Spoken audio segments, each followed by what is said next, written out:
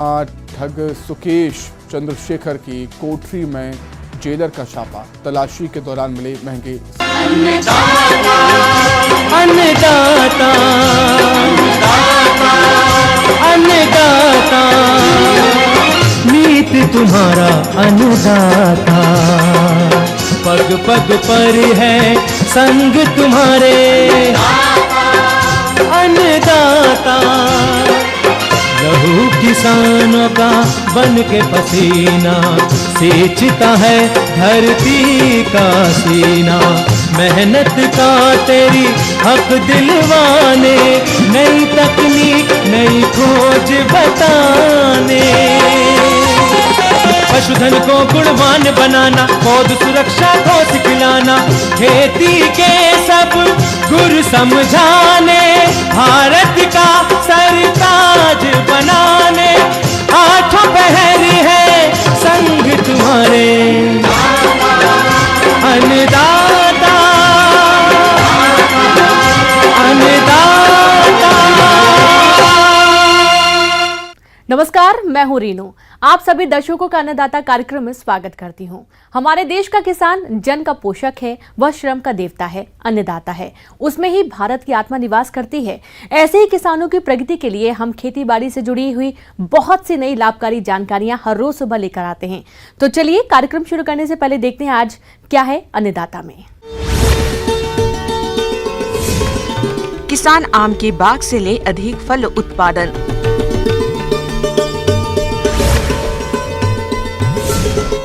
मक्का की फसल में फॉल आर्मी वर्म कीट का नियंत्रण।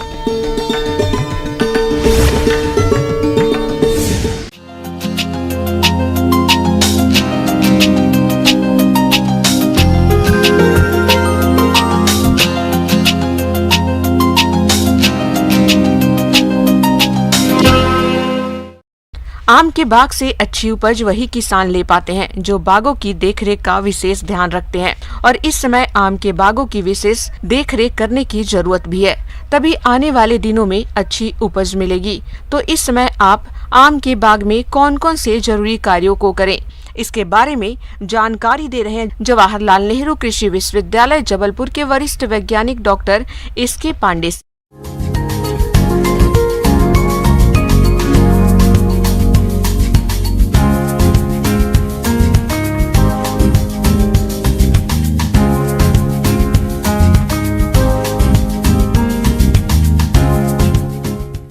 आम में अब फूल आने का समय है और आम में फूल आ भी रहे हैं, जिसको हमारे किसान भाई बौर आना बोलते हैं।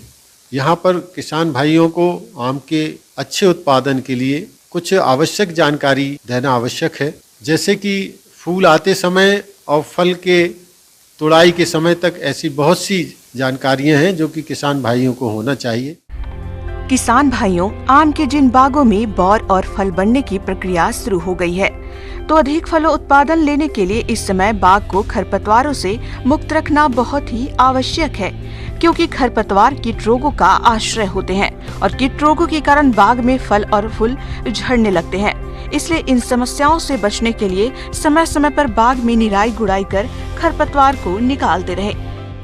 किसान भाइयों को मैं यहाँ पर बताना चाहूँ कि अभी जैसे तापमान बढ़ गया है, तो किसान भाई अब देखें कि मटर के दाने के बराबर अगर फल हो गया है तो हल्की सिंचाई देना आवश्यक है।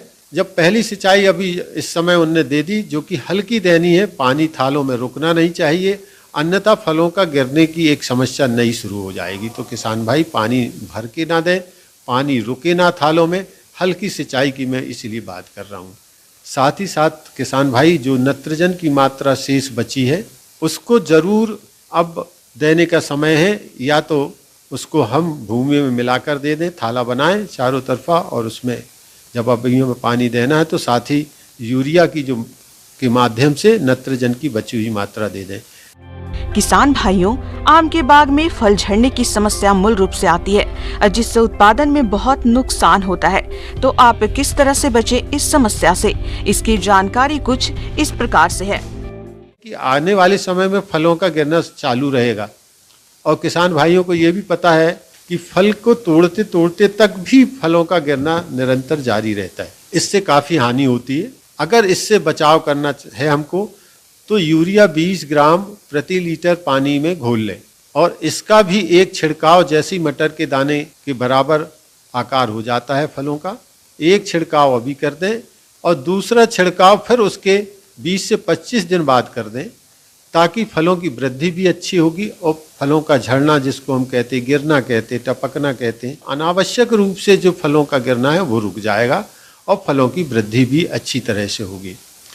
इसके पश्चात फलों का जो बढ़ना चालू होगा तो अब इसमें बहुत से कीट भी आएंगे, जैसे एक मिलीबग है। आप देखेंगे कि पुष्पक्रम से लेके नई पत्तियों, नई शाखाओं पर और पत्तियों के नीचे भी सफ़ेद रंग का जैसे रुई चिपकी हुई छोटी छोटी सी, वो भी रस चूसकर आम के फसल को बहुत नुकसान पहुंचाता है। तो इनके भी हमें नियंत्रण करना आवश्यक है, क्योंकि ये फलों को इनकी प्रकोप से रस जब चूसते हैं तो पोषक तत्वों की कमी होती है, जिससे फल गिरते हैं, फूल गिरते हैं, फल गिरते हैं, गुणवत्ता भी प्रभावित होती है। और विशेष करके देखें कि जो मिलीबग है वो तने से ऊपर पहुंचता है पौधे में, या तो ग्रीस की पट्टी लगा दे किसान भाई तो उससे वो कीट ऊपर तक पौधे पर नहीं पहुंच पाता है और ग्रीस की एक पट्टी में ही वो चिपक जाते हैं। तो इस तरह से ये नियंत्रण का एक प्रभावी प्रयोग है, इसको भी किसान भाई कर सकते हैं। इसके अलावा किसान भाइयों इस कीट के नियंत्रण के लिए क्लोरोपाइरीफॉस 2 मिलीलीटर दवा प्रति लीटर पानी की दर से घोल बनाकर बगीचे में छिड़काव करें, जिससे इस रोग के प्रकोप से बचा जा सकता है। आपने किसान भाइयों ने देखा होगा जिसको एक मैंगो हापर बोलते हैं, फुदका बोलते हैं, और ये पूरा पत्तियों में नीचे और तने तक दोपहर में आ जाता है, सुबह और शाम फिर पत्तियों पर, फूलों पर, फलों पर पहुंच जाता है और रस चूस के फसल को बहुत नुकसान पहुंचाता है। ये बहुत ही उपद्रवी कीट है आम का। किसान भाइयों, मैंगो हॉपर कीट के जैविक नियंत्रण हेतु नीम तेल 5 मिलीलीटर प्रति लीटर पानी की दर से घोलकर छिड़काव करना चाहिए और रासायनिक नियंत्रण के लिए डाइमिथोएट 1.5 मिलीलीटर दवा प्रति लीटर पानी के हिसाब से घोल बनाकर छिड़काव करें, जिससे आप इस रोग पर आसानी से नियंत्रण पा सकते हैं। जो फूल की जिनको हम बोलते हैं पुष्पवृंत बोले, वो भी बड़े हो रहे हैं। अब ये ऐसा समय है कि जिसको हम कहते हैं कि पाउडरी मिल्ड्यू या भभूतिया रोग हिंदी में बोलते हैं, उसकी आने की संभावना काफ़ी हो जाती है। तो हमारे किसान भाई ध्यान रखें कि पूरा जो पुष्पक्रम है उसमें सफ़ेद सफ़ेद हल्की सी जैसे धूल जम गई हो या सफ़ेद सफ़ेद रंग का उसमें एक पूरा आवरण छा जाता है, जिसके कारण फिर फूल मरने लगते हैं और काले पड़ जाते हैं। अब जब फूल मर जाएंगे तो फलों का बैठना भी प्रभावित होगा और इस तरह से सूखकर पूरा पुष्पक्रम गिरने लगता है। इससे बचने के लिए सबसे आसान उपाय है कि सल्फर पानी में घुलनशील, उसके 2 ग्राम, 1.5 से 2 ग्राम मात्रा 1 लीटर पानी में घुलें और उसका छिड़काव शाम को करें या बिल्कुल सुबह सुबह करें। इन सब चीज़ों का ध्यान रखते हुए किसान भाई आम के फसल के उत्पादन को अच्छा प्राप्त कर सकते हैं। किसान भाइयों, अब लेते हैं एक छोटा सा ब्रेक, जल्द लौटेंगे।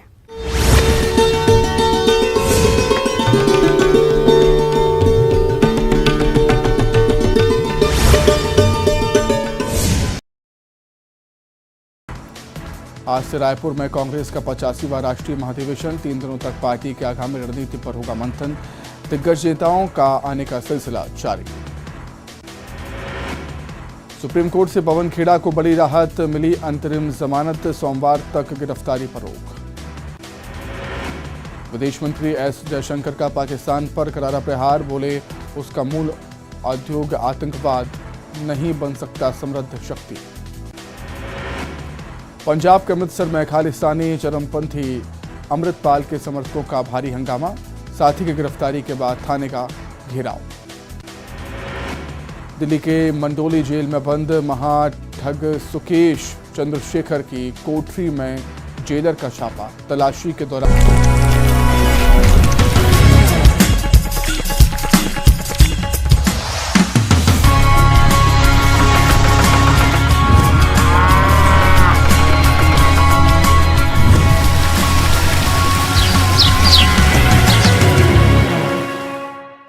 ब्रेक के बाद एक बार फिर से आप सभी दर्शकों का अन्नदाता में स्वागत है।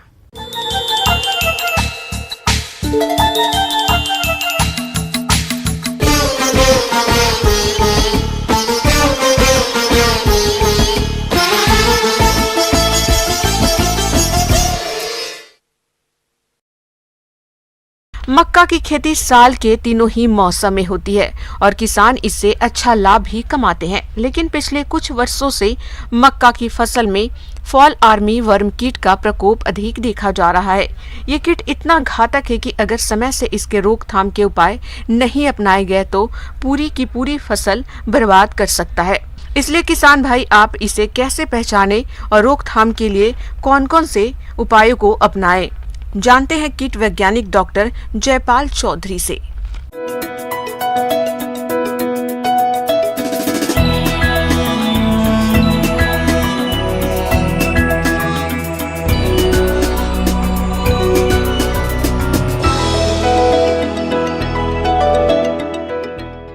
किसान भाइयों नमस्कार।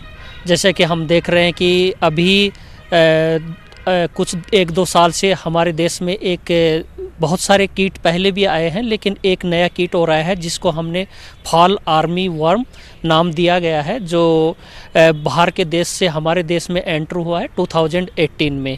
इस कीट के एंट्री करने के बाद में, क्योंकि यह कीट इसलिए भी महत्वपूर्ण है कि जहाँ पर इससे पहले अफ्रीकन देशों में जहाँ पे इसने इंट्रोड्यूस हुआ था, वहाँ पर बहुत ज़्यादा इसने के नुकसान पहुँचाने की वजह से, जो मक्का के ऊपर मुख्य रूप से ये खाता है, तो वहाँ पे नुकसान पहुँचाने की वजह से इसमें खाद्यान्न की समस्या पैदा हो गई थी। और मक्का हमारे देश में भी एक महत्वपूर्ण क्रॉप है, तो उसके ऊपर इसका पहली बार 2018 में प्रकोप देखा गया और उसके बाद से ये कीट इतना तेज़ी से फैला है कि भारत के प्रत्येक राज्य में यह कीट देखने को मिलता है। और कीट की विशेषता यह है कि जैसे ही मक्का में इसका प्रकोप शुरू होता है, प्रकोप शुरू होते ही इसके बाद से पूरा का खेत आप देखेंगे कि फॉल आर्मी वर्म जो कीट है उसकी वजह से आपका जो मक्का की फसल है वो काफ़ी प्रभावित होती है। ये कीट मादा अपने जीवन काल में करीब 1 से 2000 अंडे दे सकती है। ये कीट झुंड में आक्रमण कर पूरी फसल को कुछ ही समय में नष्ट करने की क्षमता रखती है। फॉल आर्मी वर्म का जीवन चक्र ग्रीष्मकाल में लगभग 30 दिनों का, बसंत एवं शरद ऋतु में जीवन काल 60 दिनों का हो जाता है और शीतकाल में बढ़कर 80 से 90 दिनों का हो जाता है। अंडे से निकली इल्लियां हल्के पीले रंग की होती है। सिर का रंग काला एवं नारंगी होता है। इल्ली के बढ़ने के साथ साथ रंग हरा, पीला, भूरा एवं काला हो जाता है। वयस्क इल्ली का रंग हल्के भूरे से गहरा भूरा होता है। पूर्ण विकसित इल्ली 30 से 36 मिलीमीटर लंबी होती है। अंडों से निकली छोटी छोटी इल्लियां पत्तियों के हरे भाग को खुरच कर खाती है। फलस्वरूप पत्तियों में सफेद रंग के धब्बे बन जाते हैं। इल्लियां पौधों की पोगली के अंदर छुपी रहती हैं। बड़ी इल्लियां पत्तियों को खाकर उसमें छोटे से लेकर बड़े बड़े गोल छेद कर नुकसान पहुंचाती है। जो पत्तियों के ऊपर पार्चमेंट टाइप के विंडो होल्स दिखाई दे रहे हैं बाहर से देखने पे, तो निश्चित रूप से आपकी फसल में फॉल आर्मी वर्म का प्रकोप हो गया है।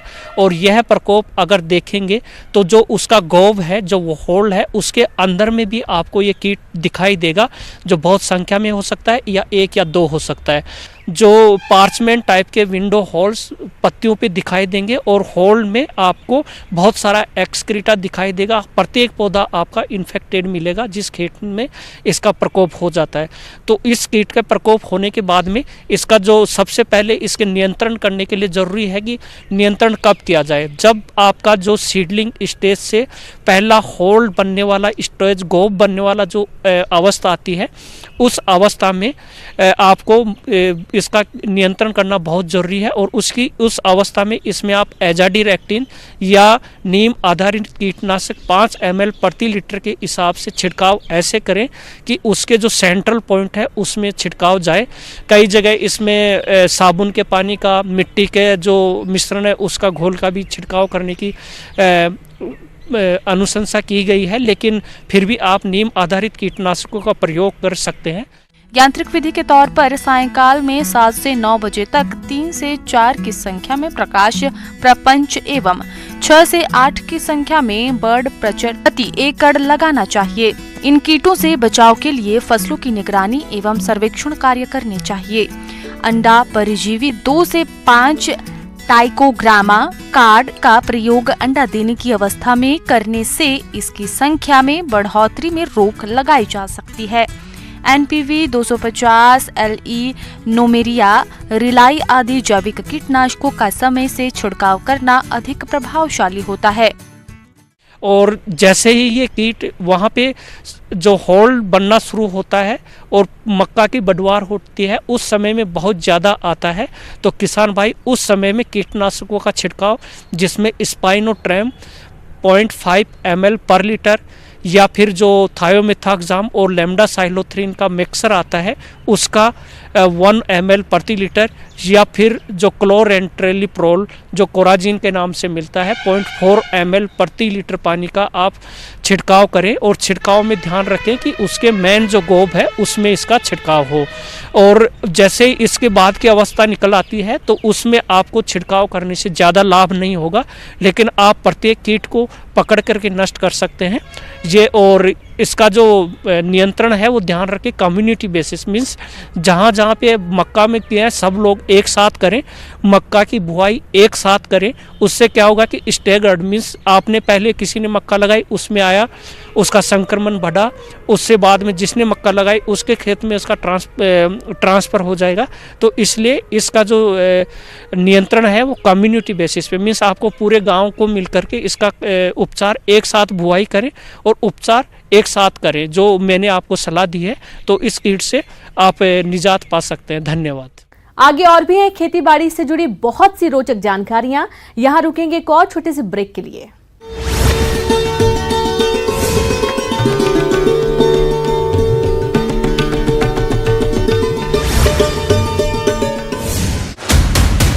हर शाम म्यूजिक। आज से रायपुर में कांग्रेस का 85वां राष्ट्रीय महाधिवेशन। 3 दिनों तक पार्टी के आगामी रणनीति पर होगा मंथन। दिग्गज नेताओं का आने का सिलसिला जारी। सुप्रीम कोर्ट से पवन खेड़ा को बड़ी राहत मिली, अंतरिम जमानत सोमवार तक।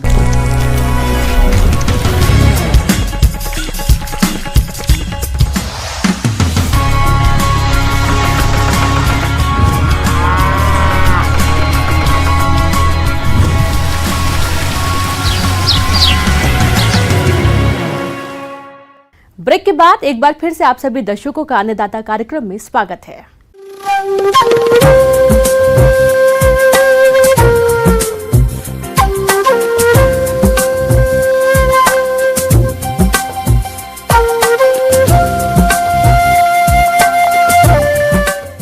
मौसम विभाग की रिपोर्ट पर साप्ताहिक कृषि सलाह इस प्रकार है।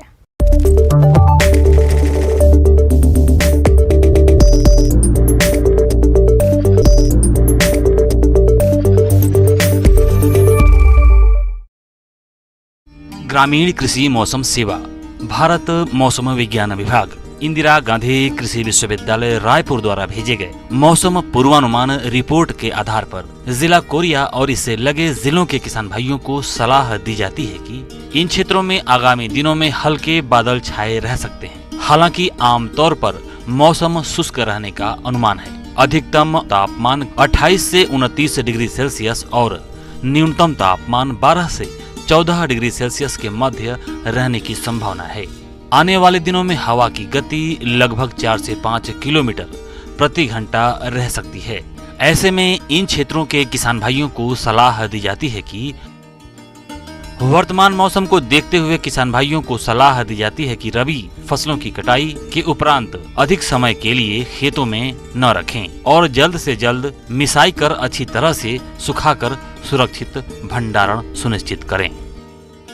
समय से बोई गई गेहूं की फसल फूल अवस्था से दाना भरने की अवस्था में आ गई है एवं इस फसल में नमी की कमी नहीं होनी चाहिए। नमी की कमी होने पर खेत में सिंचाई करें। जहां गेहूं की फसल बालियां निकलने की अवस्था में है, अतः जो किसान भाई बीज उत्पादन करना चाहते हैं वे विजातीय पौधों को निकालकर खेतों से अलग करें।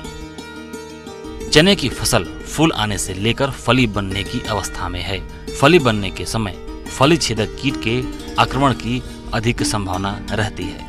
अतः किसानों को सलाह दी जाती है कि फसल की निगरानी करते रहें और यदि कीट दिखाई दे तो इसके नियंत्रण के लिए इंडोक्साकार्ब 14.5 SC की 12 से 15 ml मात्रा प्रति पंप की दर से स्प्रे करें। चने की फसल में प्रारंभिक कीट नियंत्रण के लिए एकीकृत कीट प्रबंधन का प्रयोग जैसे फेरोमोन ट्रैप, प्रकाश प्रपंच या खेतों में पक्षियों के बैठने के लिए खूंटी लगाना लाभकारी होगा। किसान भाई आलू, अदरक, हल्दी एवं कंद वर्गीय फसलों की खुदाई कर सुरक्षित स्थान पर रखें। किसान भाई अपने फसल की परिपक्वता की अवस्था को देखते हुए खुदाई से 7 से 10 दिन पहले ऊपर का पत्ता काटकर हटा दें ताकि आलू सख्त एवं उसका छिलका भी भली भांति से परिपक्व हो जाए। आम में इस समय बौर आ चुका है और फल लगना प्रारंभ हो गया है। इस अवस्था में बौर में भभूतिया रोग लगने की संभावना रहती है। रोग के लक्षण दिखाई देने की स्थिति में कार्बेंडाजिम 1.5 ग्राम अथवा सल्फेक्स 3 ग्राम प्रति लीटर पानी के हिसाब से घोल बनाकर छिड़काव करें। दुधारू गायों एवं भैंसों को प्रोटीन युक्त दलहनी हरा चारा जैसे बरसीम एवं लूसर्न की कटाई कर सूखे चारे जैसे गेहूं का भूसा एवं कुट्टी के साथ 3 संबंध 1 के अनुपात में मिलाकर खिलाएं। किसान भाई अपने जानवरों को धूप में निकलने से बचाएं, अधिक से अधिक पानी पिलाएं और जानवरों को नियमित रूप से नहलाएं।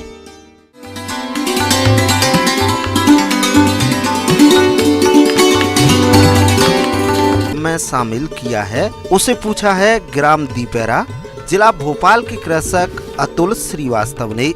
ये पॉली हाउस में शिमला मिर्च की खेती के बारे में संपूर्ण जानकारी चाहते हैं। तो अतुल श्रीवास्तव जी, आपकी जानकारी के लिए प्रस्तुत है कार्यक्रम का ये अंश।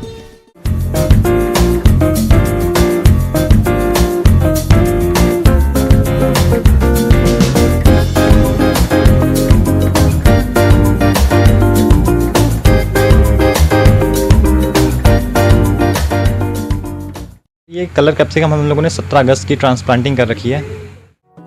शिमला मिर्च की खेती किसानों के लिए काफी लाभकारी साबित हो रही है। वैसे तो इसकी खेती खुले खेतों में की जा सकती है, लेकिन पॉली हाउस और नेट हाउस में इसकी खेती करने से अच्छी पैदावार मिलती है, जिससे किसान भाई अच्छा मुनाफा कमाते हैं। सर, लगाने का है कि आपको पौध तैयार करवानी है इसकी सबसे पहले तो, क्योंकि जो हमारा शिमला मिर्च का पौधा है वो हमारा 35 से 40 दिन ले लेता है पौध तैयार करने के लिए। और पॉली हाउस के अंदर लगाने का समय है इसका अगस्त। अगर आपके यहाँ तापमान आप लोगों ने अच्छे से मेंटेन कर रखा है स्ट्रक्चर के अंदर, तो फिर आप इसको अर्ली अगस्त या पहले हफ्ते में भी लगा सकते हैं अगस्त के। लेकिन अगर तापमान ज़्यादा है आपके पॉली हाउस में तो आपको देखना पड़ेगा, उसी हिसाब से आप थोड़ा सा पीछे आपको लगाना पड़ेगा, वरना पौधों के मरने के चांसेस ज़्यादा आते हैं। देखिए सर, लगाने के तरीके की बात करें तो हम इसमें बेड से बेड की दूरी हम 2 मीटर रखते हैं और एक बेड पे हम 2 लाइन लगाते हैं। और हम हर लाइन में जो पौधे से पौधे की दूरी है वो 40 सेंटीमीटर है और 2 लाइन्स की जो दूरी है वो 30 सेंटीमीटर हम रखते हैं। सर, अभी इसमें जो काम चल रहा है वो थोड़ा सा ट्रेलिसिंग का चल रहा है कि पौधा जो थोड़ी सी ग्रोथ पकड़ रखी है उन्होंने, तो धागे में पौधे को लपेटने का कार्यक्रम चल रहा है। और जो एक्स्ट्रा तने आ रहे हैं हम उसकी कटाई कर रहे हैं। और जो हम पौधे का जो ट्रेनिंग और प्रूनिंग करते हैं तो हम इसमें 2 से 3 तने हम इसमें ले सकते हैं। किसान जनरली 3 तने लेके चलता है। लेकिन सर, खाद पानी इसमें 19-19-19 है, हमारा 0050 है और यूरिया यही है जो अभी फ्रूटिंग स्टेज में क्योंकि आ चुका है और तुड़ाई हो रही है इसकी, तो इसमें यही खाद चल रही है अभी। किसान भाइयों, शिमला मिर्च की फसल में 15 दिन के अंतराल पर NPK 19-19-19 2 किलोग्राम प्रति एकड़ ड्रिप द्वारा पौधों को दिया जाता है और NPK 00-00-50 2 किलोग्राम प्रति एकड़ का भी प्रयोग 15 दिन के अंतराल पर करते हैं और दोनों पोषक तत्वों के प्रयोग में 1 सप्ताह का अंतर रखें। सर, शुरुआत में पौधे की देखरेख करना ज़रूरी है जब पौधे छोटे होते हैं। जब पौधा एक बार ग्रोथ पकड़ लेता है तो उसके बाद उसकी थोड़ी सी कम भी आप देखरेख करेंगे तब भी एक बार के लिए चल जाता है। पर इसमें जो शिकायत आती है पॉली हाउस के अंदर वो है माइट्स और थ्रिप्स की सबसे ज़्यादा, क्योंकि जब हमारा लगाने का समय है अगस्त, उसके बाद जैसे ही टेम्परेचर बढ़ता है तो वो तुरंत माइट्स आएंगी और थ्रिप्स आएंगी। तो आपको शुरुआत से पौधे की देखरेख करनी है।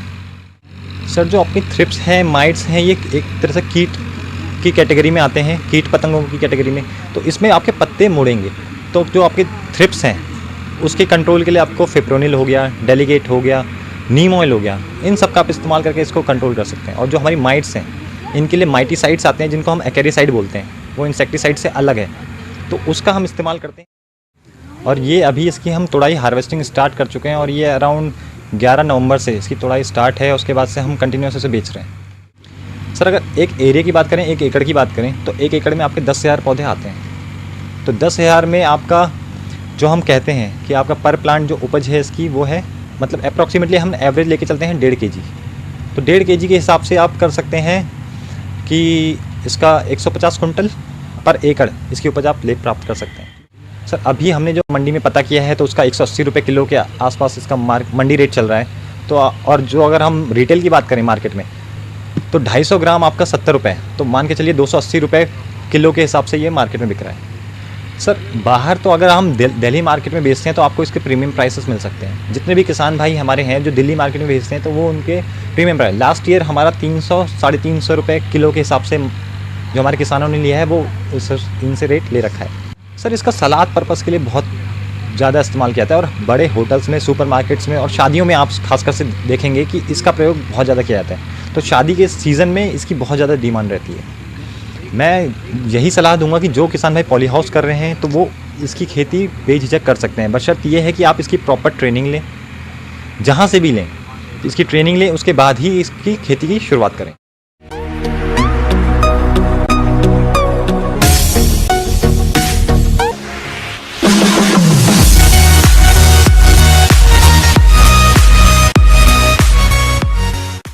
एक नजर डालते हैं राज्य के कुछ मंडियों के प्रमुख फसलों के बाजार भाव पर।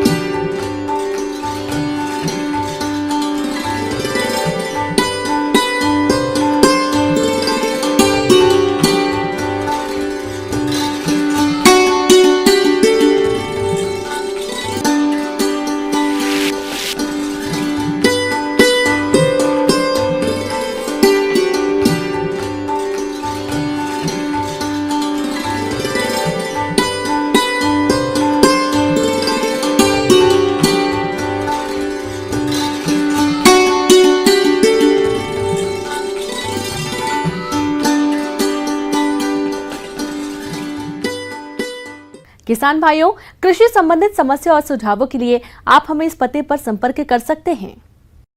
प्रोड्यूसर अन्नदाता news 18 Madhya Pradesh Chhattisgarh, Ramoji film city Hyderabad 501512। साथ ही आप हमें ईमेल भी कर सकते हैं। हमारा ईमेल है p18annadatamp@nw18.com। इसके अतिरिक्त आप हमें निःशुल्क हेल्पलाइन नंबर 1800889216 पर सोमवार से शनिवार सुबह 10 बजे से शाम 4 बजे के बीच संपर्क कर सकते हैं। अब समय हो रहा है आपसे विदा लेने का। कल फिर मुलाकात होगी कृषि से जुड़ी महत्वपूर्ण जानकारियों के साथ। नमस्कार।